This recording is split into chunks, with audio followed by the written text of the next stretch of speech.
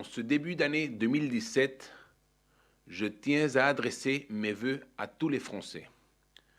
Dans l'époque troublée que nous vivons, dans laquelle nous avons parfois des doutes et des inquiétudes, je voudrais qu'elle apporte aux uns et aux autres des joies nombreuses, petites et grandes, et plus collectivement, qu'elle redonne à la France volonté et fierté.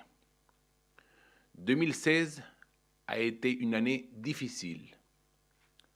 Nombre d'entre vous ont eu à subir des maux divers plus ou moins graves. La situation sociale et économique n'est pas bonne et le nombre des pauvres et des exclus, des sans-abri a augmenté. La situation politique n'est guère brillante car elle n'est plus inspirée par un grand dessein. Les projets manquent à notre pays, projets capables de souder un peuple vers des horizons partagés. Un ennemi insidieux et brutal qui se cache sous des aspects religieux, bouscule nos institutions, rompt avec nos traditions ancestrales et apporte son lot de victimes innocentes. Oui, 2016 n'a pas été une bonne année. Ainsi, je forme des vœux pour qu'en 2017, la France retrouve confiance en elle et en sa vocation de toujours, celle de modèle et d'exemple pour les autres nations, ce qu'elle a été durant des siècles. Ne fut-elle pas le premier pays à avoir fait du bien commun et de la justice les fondements de l'action publique?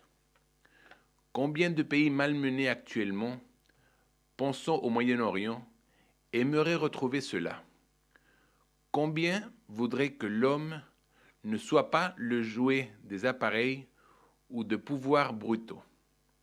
Sous l'Ancien Régime, et encore bien des années après, devenir français était recherché, car c'était intégrer le pays des libertés et du droit. Mais pour ce faire, la France a besoin de se retrouver elle-même, de retrouver ses racines. Pour pouvoir lutter et résister aux maux qui l'assaillent, elle doit d'abord soigner ses plaies morales. Pour affronter tous ses ennemis ou ses difficultés, notre pays doit redevenir fier de lui, de son passé, de ce qu'il a apporté aux autres. Il est temps que se terminent les introspections et les repentances.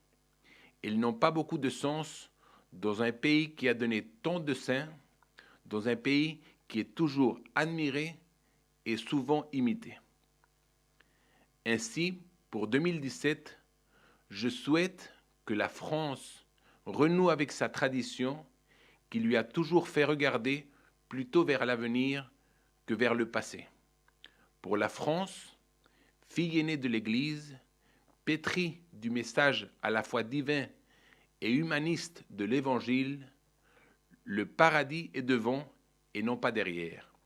N'ayez pas peur, regardez devant. La France a beaucoup d'atouts pour affronter l'avenir, mais encore faut-il qu'elle en soit vraiment consciente et fière. Ce n'est pas seulement notre culture et notre mode de vie qui sont regardés depuis l'étranger.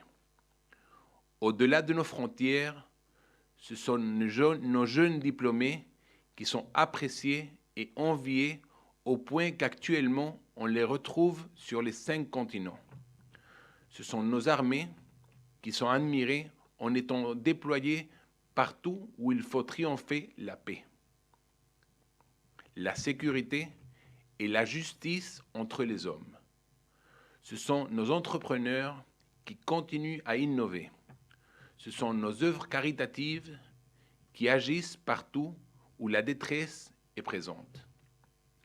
Il y a une France de la réussite. Voilà celle qu'il faut encourager. Je le fais d'autant plus volontiers en ce début d'année qu'elle est aussi la France des jeunes, il y a un renouveau porté par toute la génération qui est entrée dans l'âge adulte avec le XXIe siècle. Ce sont eux qui forgent la société de demain. C'est à eux que j'adresse tout spécialement mes vœux, les plus chaleureux et les plus fervents. Ce sont eux qui bâtissent des familles unies et responsables. Eux qui créent pour répondre aux enjeux présents aussi bien des start-up innovantes que des écoles. Eux qui s'engagent pour le pays de sa défense. Eux qui redonnent à la France l'éclair qui ont tant manqué durant 2 générations. Mes vœux vont vers tous ceux qui œuvrent pour l'avenir et qui s'engagent. Ils s'adressent donc aussi tout spécialement aux familles. Depuis plusieurs années, elles ont été très malmenées. Le mariage a été travesti, les enfants deviennent des enjeux.